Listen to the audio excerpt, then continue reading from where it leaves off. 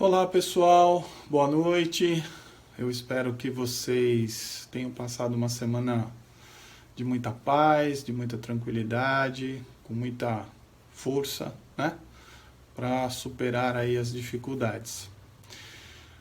Vamos preparando nossos corações, vamos nos ligando com a espiritualidade maior do Centro Espírita Irmão Augusto, o Frei Augusto e todos os seus trabalhadores, para que nós possamos nos concentrar e irmos à nossa prece inicial.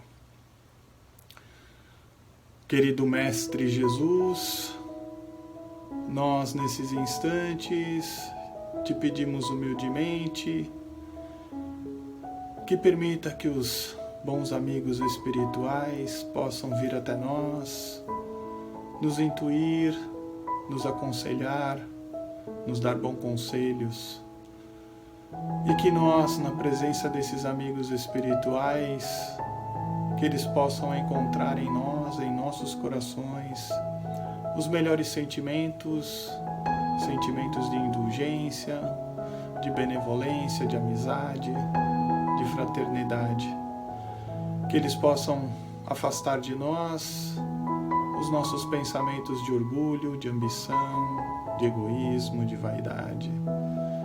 E que todos nós, reunidos em nome de Jesus, possamos receber as bênçãos do trabalho da noite, para que possamos fortalecer os nossos sentimentos, possamos fortalecer a nossa mente, o nosso coração. Pai nosso que estás nos céus, santificado seja o vosso nome, venha a nós o vosso reino e seja feita a vossa vontade, assim na terra como no céu. O pão nosso de cada dia nos dai hoje. Perdoa, Senhor, as nossas ofensas, assim como nós perdoarmos os nossos ofensores. E não nos deixes cair em tentação, e livrai-nos do mal, que assim seja hoje e sempre. Muito bem. Na semana passada nós falamos sobre individuação, não é mesmo? E todo mundo lembra da individuação, nosso processo de amadurecimento espiritual, que cada um de nós temos a nossa marcha, cada um de nós temos o nosso fluxo natural de aprendizado, não é? Muito bem. Lembrando da individuação, vamos falar hoje sobre os gozos dos bens terrenos, ou os gozos dos bens da terra. Não é? Gozo, a nossa satisfação em usarmos, em aproveitarmos, em usufruirmos os bens materiais que aqui estão ao nosso alcance, não é? E para que a gente converse sobre esse tema, eu pesquisei esse tema no Livro dos Espíritos, lá no livro 3º, nas Leis Morais, tem o capítulo 5, que é o capítulo da Lei da Conservação. E esse capítulo tem 2 itens lá, o item, subitens, né, dentro do capítulo, que é o gozos dos bens da terra e o necessário e o supérfluo.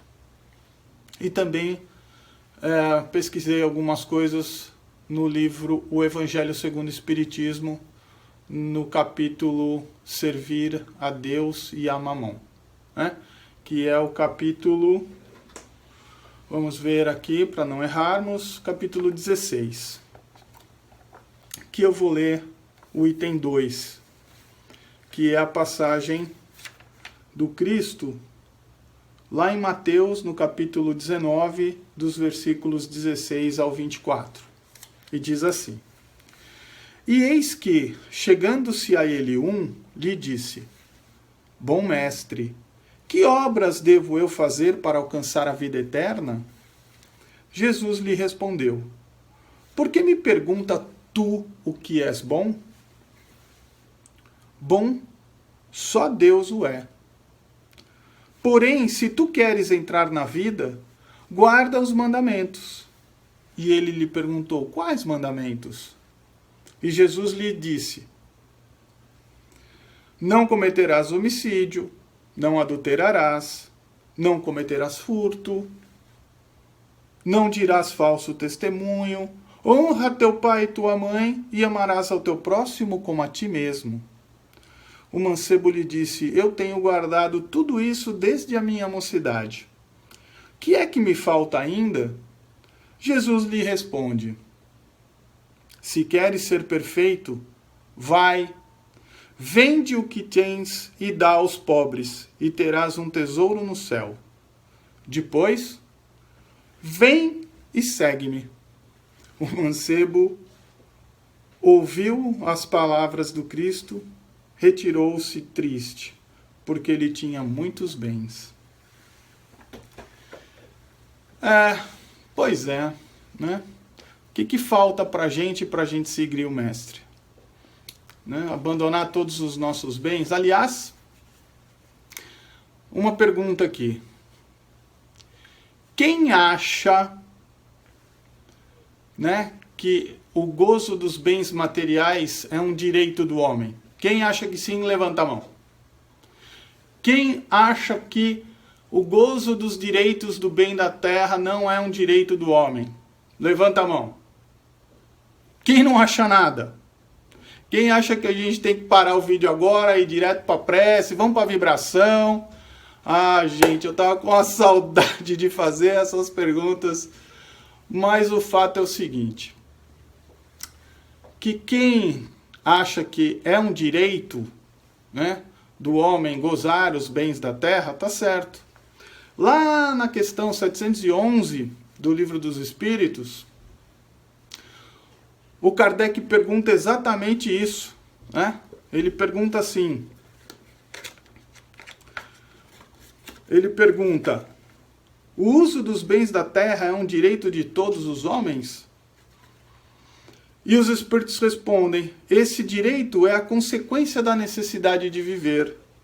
Deus não pode impor um dever sem conceder os meios de ser cumprido. É uma necessidade a nossa vida na terra. Portanto, né, se satisfazer dos bens terrenos é natural.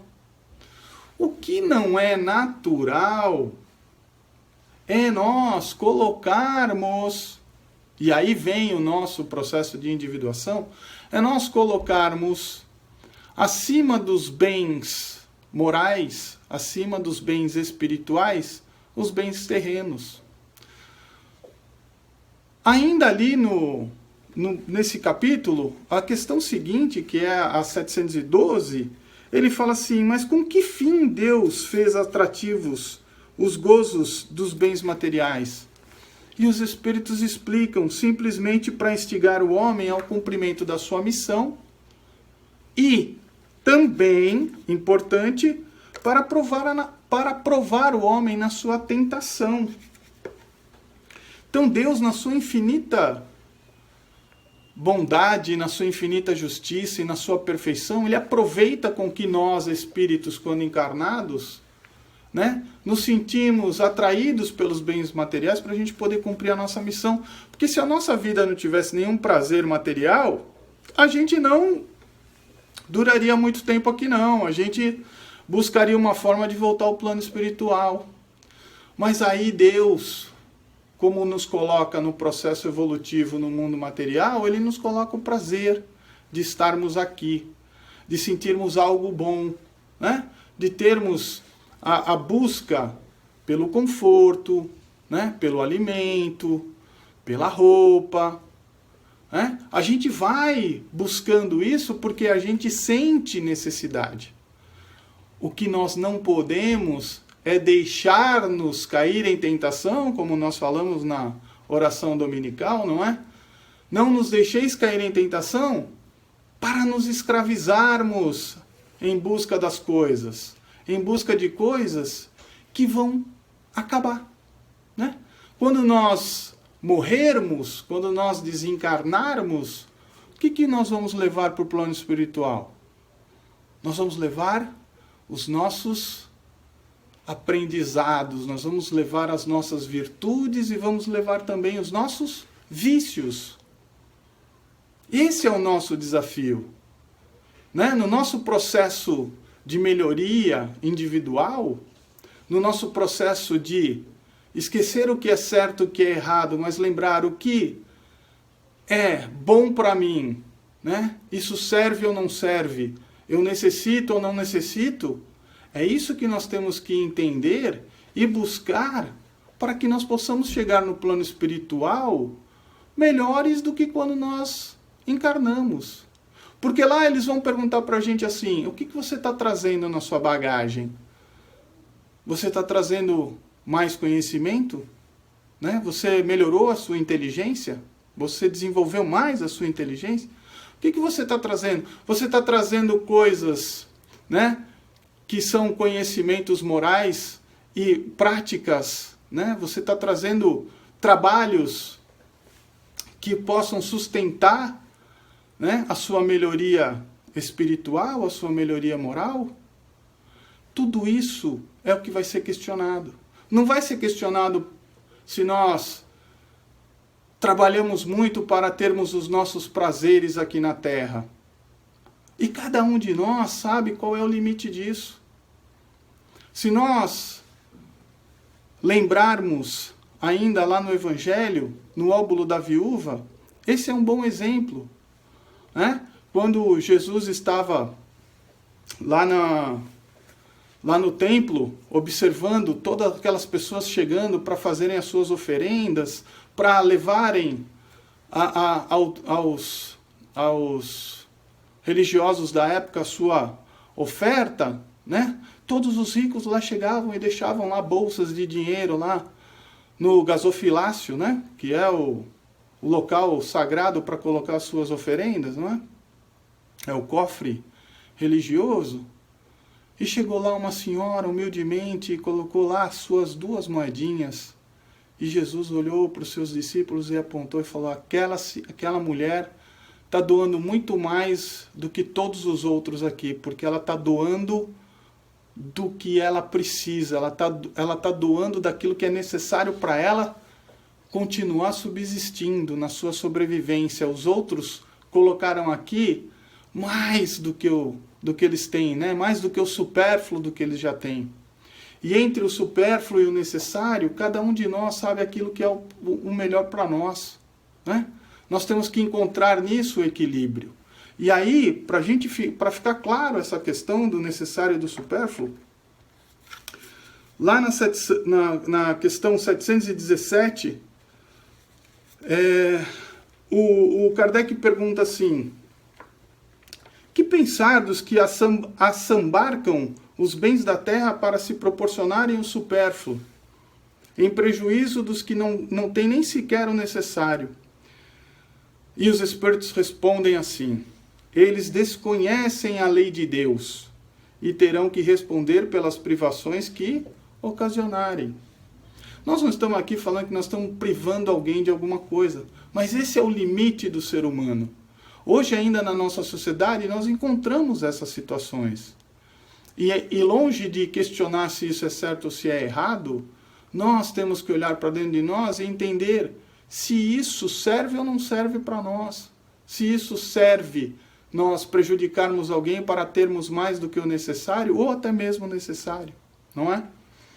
E o Kardec coloca aqui um complemento muito interessante. Ele fala assim, o limite entre o necessário e o supérfluo nada tem de absoluto. A civilização criou necessidades que não existem no estado selvagem. Porém, os espíritos ditaram que esses preceitos não querem que o homem civilizado viva como selvagem. Tudo é relativo e cabe à razão colocar cada coisa no seu lugar. A civilização desenvolve o senso moral e, ao mesmo tempo, o sentimento de caridade que levam os homens a se apoiarem mutuamente. Os que vivem à custa das privações alheias exploram os benefícios da civilização em proveito próprio. Não têm de civilizados mais do que o verniz. Como há pessoas que não possuem da religião mais do que a aparência.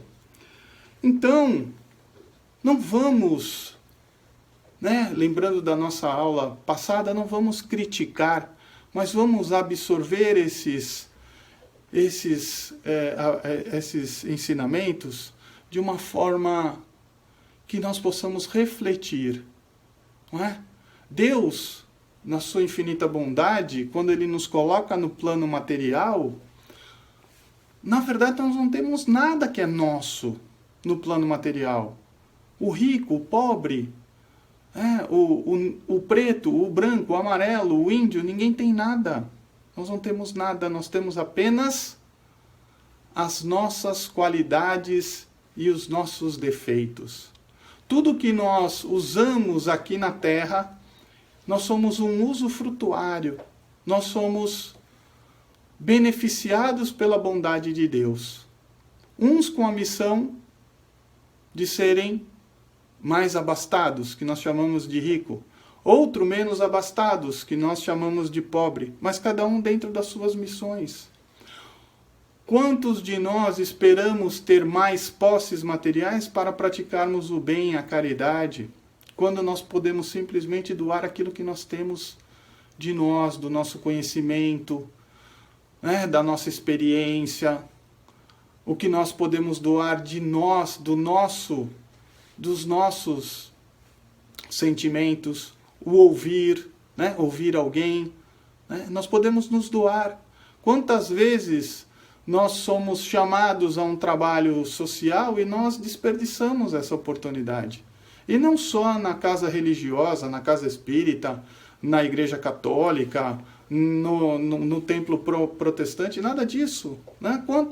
Quantas empresas hoje são verdadeiras oportunidades nos serviços sociais. Elas têm estrutura própria para ajudar o próximo.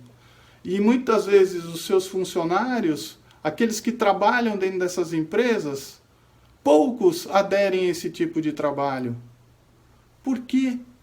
Porque ali ainda não despertou nessas pessoas o sentimento de ajuda.